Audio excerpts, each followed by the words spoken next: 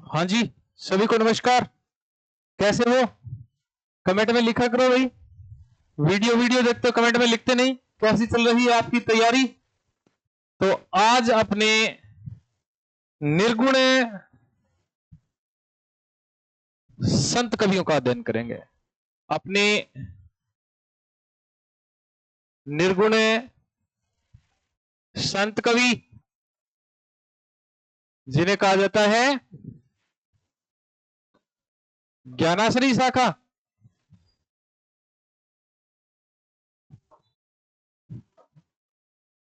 ज्ञानाश्रयी शाखा, इनके जो प्रवर्तक है, जो महत्वपूर्ण कवि कह सकते हैं, जो प्रमुख कवि कह सकते हैं, वो है कबीरदास जी। एक ऐसा व्यक्तित्व जिसने पूरे के पूरे उत्तर भारत में एक ऐसी अलख जगाई, उस समय अलख जगाई जब राजतंत्र हुआ करता था। जो भक्ति का मार्ग था वो सामान्य लोगों के लिए नहीं खुला हुआ था।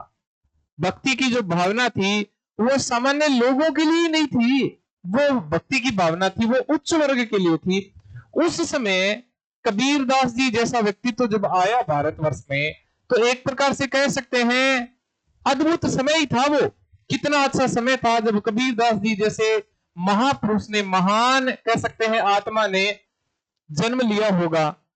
कह सकते हैं एक महान आत्मा ने ऐसे समय में, ऐसे काल में जन्म लिया जो एक कह सकते हैं कि प्रतिकूल परिस्थितियों से लड़ रहा था, विपरीत परिस्थितियों से लड़ रहा था। अपने बात करते हैं कबीरदास जी के सामान्य परिचय की। कबीरदास जी जिनका जन्म हुआ था 1398 ईस्वी में।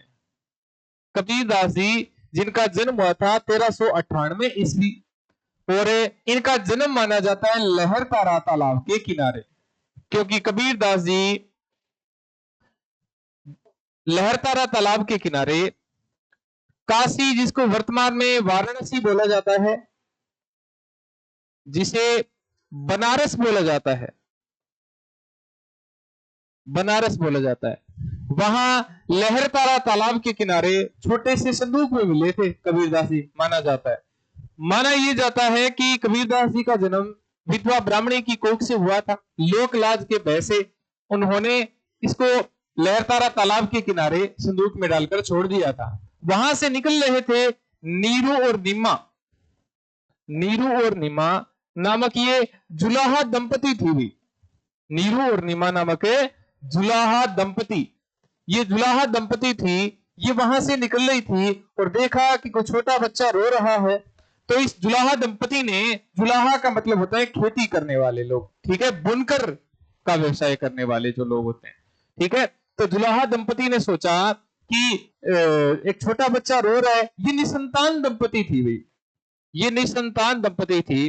तो इन्होंने कबीरदास को लिया और अपने घर ले गए और लालन पालन किया कबीरदास जी का, ठीक है। कबीरदास जी का जो लालन पालन किया था वो नीरू निम्मा नामक जुलाहा दंपति थी, ठीक है। उन्होंने इनका लालन पालन किया था। कबीरदास जी है, उनका लालन पालन तो इन्होंने किया।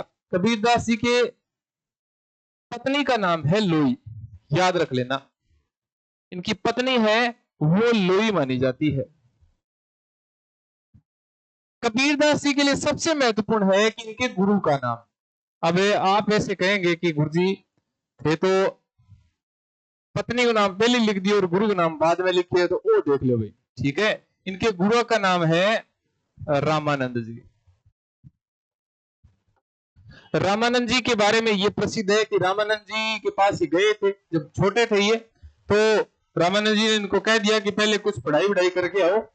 तो बाद में ये तालाब के किनारे बैठ गए थे जहां से रामानंद जी सुबह सुबह निकला करते थे।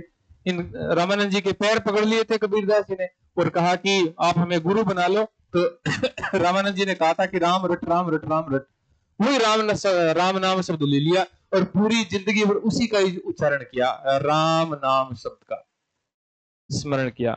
कबीर के काव्य में जहां भी राम नाम शब्द आता है, वो राम नाम शब्द किसका दिया हुआ है भाई? वो वो रामानंद जी का दिया हुआ राम नाम शब्द है। इनके पत्नी का नाम है वो है लोई। सामान्य परिचय आपको करवा रहा हूं। इनकी पत्नी का नाम है लोई। इनके एक पुत्र था और एक पुत्री थी जिनका नाम था कमाल और कमाली। पुत्र पुत्री का नाम है कमाल और कमाली। अब कबीरदास जी क्या है कि अपने काव्य में कहते हैं कि मसी कागज छुओ नहीं, कलम गयो नहीं हाथ, कि ना तो मैंने कभी कागज को छुआ, न कभी कलम और स्याही को छुआ। मसीह कागज छुए नहीं, स्याही कलम को नहीं छुआ, कागज को नहीं छुआ मैंने कभी। तो इन्होंने जितना भी काव्य लिखा ना वो अनुभव के आधार पर लिखा भाई। ये संतों के पास जाते थे, ज्ञान चर्चा करते थे, तो जितना भी काव्य मिलता है वो अनुभव के आधार पर मिलता है भाई। अनुभव के आधार पर ये संतों के बीच ज्ञान चर्चा करते थे।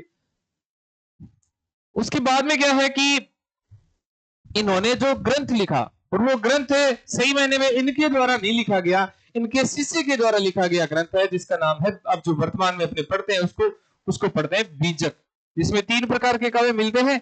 कौन कौन से मिलते हैं? तो एक तो मिलता है साखी, एक मिलता है शब्द, और तीसरा कौन सा मिलता है? तो रमेनी मिलता है। ये रमेनी मिलता है, साखी, शब्द और रमेनी। बीजक में 3 प्रकार के काव्य मिलते हैं। कबीरदास जी थे वो गांव गांव जाते, वहां ज्ञान चर्चा करते, लोगों को इकट्ठा कर लेते, लोगों को धर्म के बारे में, अपने समाज के बारे में, धार्मिक रूढ़िवादिता के विरुद्ध, सामाजिक खंडन मंडन के आधार पर लोगों को जगाया करते थे, अपने विवेक को जगाया करते थे, लोगों के विवेक को। तो क्या है कि वही एक इनका शिष्य था जिसका नाम था धर्मदास। वो इनके काव्य को क्या है कि संकलित कर लिया करता था, ठीक है, तटस्थ कर लिया करता था, जिनका नाम था धर्मदास। तो धर्मदास ने इनके काव्य का संकलन किया है। और ये बीजक किसका काव्य है? तो याद कर लेना, ये बीजक है कबीरदास जी का काव्य है। और इसके संकलन करता कौन है? तो संकलन करता धर्मदास जी है भी, ठीक है। अब जो कबीरदास है, कबीरदास जी का जो देहांत हुआ था वो 1518 ईस्वी में हुआ था भाई। कबीरदास जी का देहांत हुआ था वो 1518 ईस्वी में हुआ था। 1518 ईस्वी में ये हुआ था मगहर में। मगहर उत्तर प्रदेश में है, एक स्थान है जहां देहांत हुआ था। क्योंकि उस समय प्रथा ये थी कि जो काशी में,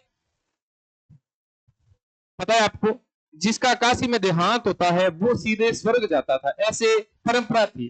काशी में करवत लेना, ये काशी में करवत लेना है ना, ये काशी में करवत लेना बहुत प्रसिद्ध है। काशी में करवत लेना, काशी में करवत लेना अर्थात काशी में जाके लोग अपने शरीर का त्याग कर देते थे, और मान्यता ये थी कि वो शरीर है सीधे स्वर्ग जाता था। क्योंकि काशी है वो भारत की सबसे प्राचीन नगरी है, भारत का सबसे प्राचीन शहर है काशी, ठीक है। तो वहां जिसका देहांत हो जाता है वो सीधे स्वर्ग जाता है, ऐसे परंपरा थी। ये काशी में करवत लेना, ये काशी में करवत लेना, जितने भी सगुण और निगुण पंथी हुए हैं, जितने भी सगुण काव्य के कवि हुए हैं, जितने भी निगुण काव्य के कवि हुए हैं, उन दोनों ने ये कहा है कि काशी में करवत के बारे में जिक्र किया है। अब ये काशी में करवत लेना क्या है? वहां काशी में एक कुआं बना हुआ था, उस कुएं में आरियां लगी हुई थी, और आरियां क्या है कि उस कुएं में लोग गिर जाते जिनका देहांत नहीं होता, और मान्यता ये थी कि वो सीधे स्वर्ग जाते। तो ऐसी मान्यता, कबीर ने उस मान्यता को तोड़ा। कबीर ने कहा कि काशी में मरने से ही स्वर्ग नहीं मिलता, काशी में मरने से ही लोग स्वर्ग में नहीं जाते। मेरा जो देहांत होगा या मैं जो शरीर त्यागूंगा वो मगहर में त्यागूंगा। मैंने कोई जिंदगी भर गलत काम नहीं किया। झीनी झीनी भीनी चदरिया रे, अर्थात उसमें जो आता है ना, कबीरदास के काव्य में आता है कि जो चद्दर है वो साफ सुथरी है, झीनी है, मैंने उसको मैली नहीं किया अभी तक, ठीक है। तो वो जो कबीरदास जी ने उक्तियां कही है उसके आधार पर अपने कह सकते हैं कि कबीरदास जी पूरे जिंदगी भर, आजीवन लोगों को जगाने का काम करते थे। कबीरदास जी कवि नहीं थे भाई, कबीर कवि नहीं थे, बल्कि क्या थे? तो समाज सुधारक थे। क्या थे? समाज सुधारक थे। समाज सुधारक कवि मान सकते हैं, कवि नहीं थे ये। इनका उद्देश्य कविता करना नहीं था, इनका उद्देश्य समाज में सुधार लाना था। एक ऐसा व्यक्तित्व जिसने पूरी कह सकते हैं भारतवर्ष में, सिर्फ न कि उत्तर भारत में, संपूर्ण भारतवर्ष में, अब तो पूरी दुनिया में ही एक प्रकार से अपना डंका बजाया वो कबीरदास जी, जिनका देहांत हुआ 1518 ईस्वी में। कितने वर्ष की आयु में? 120 वर्ष की आयु में भाई, 120 वर्ष की आयु में कबीर का देहांत हुआ। कबीर दास जी कहते हैं कि मेरा देहांत है वो, मैं शरीर त्यागूंगा वो मगहर में त्यागूंगा, न कि काशी में त्यागूंगा, और फिर भी स्वर्ग जाऊंगा, क्योंकि मैंने तो कोई जिंदगी भरे पाप किया नहीं है। ऐसा कहने वाले और लोगों को संदेश देने वाले अंतिम समय में जब इनका देहांत हुआ, पहले तो ये हिंदू और मुसलमान दोनों को आड़े हाथों लिया करते थे, और हिंदू और मुसलमान दोनों इनके पीछे पड़ा करते थे, इनकी आलोचना करते थे। जैसे इनका देहांत हुआ तो जो हिंदू लोग अपने पक्ष में रखने लग गए, मुसलमान अपने पक्ष में रखने लग गए।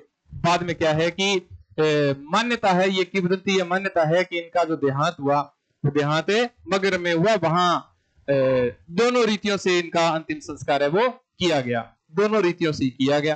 ठीक है, मिलते हैं अगले वीडियो में एक अगले कवि के बारे में चर्चा लेकर। धन्यवाद।